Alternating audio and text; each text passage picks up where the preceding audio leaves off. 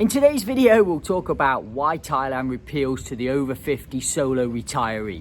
We'll discuss the cost of living, visa options and requirements, the best places to retire in Thailand, some lifestyle wellness and the healthcare and safety over here in Thailand. So first of all, let's discuss the cost of living, because I think this is one of the most important factors for anybody coming to Thailand, but especially for the solo people coming out to Thailand. Now, I think for a good budget to come over to Thailand with, you need a kind of a standard budget that you're going to need when you come over here. Now, I know the retirement visa kind of requires you to have 65,000 Thai baht coming in per month, and I think that's a good amount. But do you have to come over to Thailand with this amount of money? Absolutely not. You can come with less money than this. Will your lifestyle be as good? No, it won't. So I recommend, you're coming over here with 65,000 baht. But if you haven't got that much money, then never mind. You've got what you've got. There's a lot of guys coming out here with maybe 35 to 50,000 baht per month. Now, you do have to be careful with this kind of money. It isn't that much money to live on per month when you live out here permanently. If you come out here for a holiday, it's absolutely fine and it'll be okay. But when you're living out here permanently, extra expenses always crop up. I mean, your biggest expense will be your rent for accommodation, and it does vary in whatever area you're going to live in. So say somewhere like Hua Hin, that a lot of my viewers are interested in, the rent in that area can be quite pricey in certain areas. A lot of people are telling me now it's more like 15 to 20,000 to get a condo there of good quality, of a nice kind of standard of living. Like a nice standard of condo there with a nice swimming pool. Can you get cheaper than this? Absolutely. But, I think a lot of people are paying this much money for condos now in that area. Obviously, your bills, like utility bills, pretty much stay standard throughout the country, and your water bill, they're pretty much standard. They're usually about 2,000 baht per month. And there's lots of other expenses, but I think they're your main two big expenses when you come to Thailand. And obviously, healthcare is a big expense as well, but we'll talk about that a bit later on. A massively important thing when you come over to Thailand is, what visa are you going to go on? I mean, most of you guys coming over here are over 50, and that's what this video is kind of aimed at, people over 50 coming to Thailand. A lot of people go on the retirement visa, and they have some restrictions for this. You need to be over 50, which hopefully you guys are, and you need 800,000 Thai baht in your bank account or 65,000 baht coming in per month. I've actually done this on another video, so I won't go into detail on this visa on this video because I've done a separate visa. I've done a separate video for that visa, the retirement visa. So, take a look at that after this video, of course. There are other options for people coming to Thailand on visas. So, if you don't want to go on the retirement visa, maybe you're before 50 years old, or you just don't want to go on the retirement visa, you want another type of visa. There are other visa options. The easy one to just come in, if you're just coming in a short time, is the tourist visa. For most nationalities now, you can come in for, I think most of the guys watching this, you can come in for 2 months and stay here for 60 days. That is of now, which is like mid-October 2025. 2 months, and then you can renew, you can extend for another 30 days, guys. So you could in fact have 90 days here. That's just even on a tourist visa, and then kind of work out what you're going to do from there. I mean, some people do this and then, go Vietnam for a bit, or go to the Philippines for a bit, or travel back home for a bit and then come back again. And do this, a few times a year. It's not the ideal way to do things, and, immigration don't really like you coming in and out all the time of the country. It seems to be okay if you're flying in the country, but if you're going over the border, like Lao border or Cambodian, well, maybe not Cambodian border at the moment, because it's actually restricted area at the moment. We're not really going across the border there. Or Malaysian border you can go across.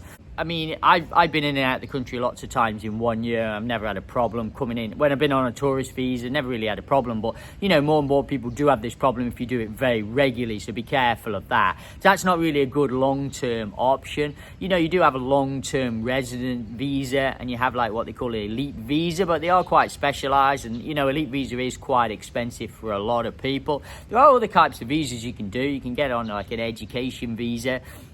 where you're learning Thai. That's quite good for a year or two to do. You know, that's kind of an option if you wanted to do that. Or other types of visas as well, like the DTV visa, which is more a digital nomad visa. That lasts for 5 years. That's quite a good one. I'm going to do a video about that maybe in the future, in the next week or two, guys, about the DTV, because it's quite a good one, but I'm not that sure how many people are interested in that visa, because it is mainly a working kind of digital nomad visa. Next thing to look at is like, where's the best place to actually come when you come over here as a solo guy or solo lady, you know, coming over here to retire. Or, you know, maybe not retire, maybe you're still going to be working a little bit. You know, I think some great area for me personally is Hua Hin. You know, it's a beautiful area to retire to. It's very near to Bangkok. It has a lot of plus points. Some find it a bit sleepy, you know, a bit quiet, not quite buzzing enough. But I think it's okay because it's pretty good as a digital nomad to actually work there, because it's quite quiet, but you are actually close to Bangkok if you want to go for business and, you know, that kind of thing, or you need to fly out the country regularly. It's quite handy for that, because, you know, Bangkok's like the hub of Asia, man. You can get flights absolutely everywhere, dirt cheap, around the country from there. I really advise you to live somewhere near Bangkok, not too far, you know, within striking distance of Bangkok. It's a really great city just to visit, but just because the flights out of there, you can go all over the world. If you're really interested in traveling, which I think a lot of older guys are, you know, if they're coming here with a little bit of money, and, you know, you can go traveling maybe, you know, 2 or 3 times a year, you want to kind of, or maybe a bit more than this. And especially traveling around the country, you can fly up to Chiang Mai, you can fly down to Phuket as well, or fly to Koh Samui. So there's different options for flying around internally as well, because there's a bit of a drive. I mean, I've got experience driving around this country, and, you know, there's a lot of traffic, I can assure you. I've driven up and down and round. I've driven Bangkok to Phuket, Bangkok to, like, right in the mountains in the north, 12, 13-hour drive. So I've been all over the country many, many times. And there's a lot of traffic. It's annoying. It's better to fly if you can. I got a family now. We take the truck. God, I love that truck. But I take the truck. And, you know, because there's 4 of us, so it'd be more expensive for us to fly. It's just easier. We chuck everything in the truck and we drive around. So, yeah, that's something to think of. So Hua Hin would be my first choice. You know, if you're coming here with a family, then maybe Hua Hin or Phuket. Phuket's quite a good choice for some people. Some people really love it down there. The beaches are very beautiful. Or Samui, because they're very Western. Both them places are massively Western. You know, there's massive loads of English spoken there, which a lot of people want because they don't speak Thai. So that can really help you kind of transition in. Some people say that's a disadvantage, you know, you get ripped off and you pay more money. Yeah, that can happen, but that can happen anywhere if you speak English all the time. You've got to kind of learn Thai to kind of fit in and realize how Thailand works. You know, try and speak Thai as much as you can, or as best you can, and just know the system over here, how things work. You know, another area is Bangkok. I think Bangkok's fantastic. You know, it's a hub of Asia, as I said before. And Pattaya is another popular area, and up in Chiang Mai too. They're kind of the 5 really popular areas. Depends what you're looking for. And a lot of people are moving out to the countryside now, you know, where it would be cheaper. And I think, you know, it can be cheap in all of these areas. You know, people always say, oh, Phuket's really expensive. Well, no. If you look around and you go out the tourist area, you can still get cheap stuff. You know, Samui, I'm not sure so much, but Phuket for sure. If you go Phuket town and go out a bit, you can definitely find cheaper areas to live. Same in Hua Hin, same in Pattaya. I mean, Pattaya is very cheap anyway. And Bangkok too. If you go out of the centre of Bangkok, it's cheap, very cheap. It's just that hub in the centre is very expensive. And, you know, the cost of living there is really high, I think, if you're in central Bangkok. When you come over to Thailand, you know, mate, what kind of lifestyle do you want? You know, if you live in Bangkok, it's going to be a different lifestyle than if you're in Pattaya maybe, or Phuket, because that's kind of more beach life. So you either want city life, countryside life, or beach life. So just take your pick what you want. I mean, everyone's different, and have a look at the different areas. I'm going to do more videos in the future about the different areas around Thailand as much as I can, starting more in December, but I'm just so busy doing other stuff at the moment, guys. You know, all these areas are really good for socializing with other expats, and they have a lot of Western facilities. That's why I personally think, you know, you're better off retiring in a big area with lots going on there. I think, you know, retiring to a very, very quiet place is a bit boring, I think. And I've heard lots of retirees say this. They've been to areas and after a while, they get bored. You know, a classic example, this couple I met in Hua Hin. I mean, Hua Hin's a beautiful place. They spent a couple of years there and then they got bored. they're like, oh, we want a bit more action. And then now they're in Bangkok, you know. So everyone is different what you want. So you might go somewhere for a year or two and actually decide, no, this is not actually for me. It's a bit too quiet, or the opposite, it's a bit too busy. You know, they want something very peaceful. Same in Pattaya. A lot of people go there and, you know, stay there for a while. And normally a year, 2 years. Not many people stick after 5 years, I can tell you. Because that place is party central. You know, if you stay... I think a lot of the ones that stay there a long time are not into the party scene anymore. And they live just out of Pattaya. Maybe Jomtien Pratamak. Or they go further out a little bit and they don't really get involved with the nightlife anymore. And I think they're the guys that stay there long term. I think if you're involved in that nightlife in Pattaya all the time, you know, it's a recipe for disaster. You just end up bankrupt or just dead. It's not a good place to live permanently when you're in that hub of Pattaya where there's a lot of the nightlife scene. Just do us a massive favor, guys. Just press the subscribe button. Help us out, yeah, please. Really helps us out, trying to boost this channel up a bit. Thanks a lot, and back to the video.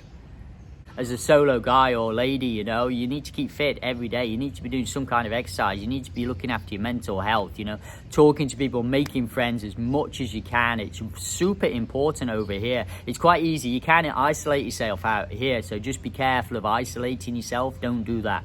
You know, make as many friends as you can. Get some great hobbies. Looking after my family. I have kind of a family life, and my kids are quite young still, so they're quite hard work. I keep myself very fit and healthy, and, you know, just try and have a good lifestyle, and obviously do this YouTube and Facebook now a lot, and, you know, starting to really develop this channel. Another thing massively important when you come over here is the healthcare. Now, healthcare, you've got different types of hospitals over here, guys. So you got like private hospitals and you got like public hospitals. You know, a lot of people, I've used both. I've used public hospitals and I've used private hospitals. I've taken my kids to public hospitals here in Samut Songkhram, and absolutely fine. But no one speaks English. You know, I've always been with my Thai lady, my Thai wife, and, you know, it makes things a bit easy. But you will find a lot of doctors that work in the public hospitals, work in the private hospitals as well. So the quality of care is fantastic. It's awesome in both public and private hospitals. There's not much difference. But the main difference, you know, in the private hospitals is, you know, you'll get seen quicker. That's the main thing. You know, you'll have to queue in the public hospitals quite a bit sometimes. Depends. In our little town here, we've not really had to queue if we had to be in. But you will have to, definitely in the bigger cities where there's a lot more people. And obviously the English level in the private hospitals is, you know, a lot better. So basically less waiting time and just better. You're going to get seen quicker. You're going to feel more comfortable probably. I've actually been in private hospital when I was sick once, and, you know, it's a bit scary because you don't always know what's going on. People are not speaking English. So as a foreigner coming over here, that can be quite scary, I think, for some of you guys. So you're not kind of used to that. You're going to be, you know, when someone's telling you about your sickness, you want to know exactly what they're telling me. And I've been in lots of different countries around the world, and, you know, been in hospitals sometimes, and like people are speaking to me in different languages, and I'm like, oh God, what is it on about? Like, you know, what's wrong with this? You know, and you don't really fully understand what's wrong with you, and you kind of guessing a little bit, and it's a bit scary, guys, because it's happened to me a few times around the world, to be honest with you, not just in Thailand. Another massively important thing is, like, you know, safety over here. A lot of older guys, for some reason, they really worry about Thailand and how safe it is. There is stuff on social media about the safety in Thailand, especially recently with that documentary. I did videos about this, you know, how silly it was, this documentary by the BBC talking about, you know, how dangerous and scams go on in Thailand. Now, yeah, there are a few little scams that go on in Thailand, mainly around tourist spots. Don't worry about it. They hardly, you know, if you've got a bit of common sense, they hardly ever happen to anybody, you know. Yeah, you might get ripped off a few baht, but yeah, it's not a big, most of them are just not a big deal. Yeah, taxi ripping you off a few baht. I mean, that happens everywhere around the world. I've been ripped off in Europe many times when I've been on holiday with taxis. That's just like standard practice with taxis around the world. That, you know, you try not to get ripped off, but sometimes you get ripped off. I think that's a standard practice. But yeah, just going back to the safety, I know there has been a lot about this Cambodian war. And, you know, there is, like, I came through immigration not long ago in Suvarnabhumi airport, and there's a warning there saying about, you know, don't go near the Cambodian border at the moment, you know, be careful, this area, you know, because there is a bit of conflict going on there at the moment. This is, you know, mid-October I'm filming this, so things do change quickly. There was a bit of problems before, and then it kind of stopped for a bit, and now it feels like it's come back again. Hopefully by the time this video goes out and, you know, it's stopped again, and hopefully all these kind of problems are resolved. I know the stock market's come right down in Thailand, because my missus is moaning about it. She's moaning about the stocks in Thailand right down, because she's got some invested in that. So on a whole, you know, Thailand is a very, very safe place to come here if you've got a family, if you're a retired guy on your own. It's easy to make friends over here, and just, you know, you're not really going to have any problems with safety at all compared to, you know, places where you're coming from in other countries, you know, Australia, America, England. Crime in, you know, in America especially is, you know, can be really bad. You know, I've seen, God knows, shootings on the news and all these different things that happen. I mean, do things like that happen in Thailand? Of course they do. They happen everywhere in the world. There's always like shootings or, you know, some crime going on, people stealing or robbing or mugging, or all these kind of things happen everywhere in every country in the whole world. Generally, you know, as you're going about your daily life, it feels very much safer, guys. If this video has helped you out, just press that subscribe button, guys, and then I'll see you on the next video. I hope you enjoyed it. Take it easy, guys. Until next time.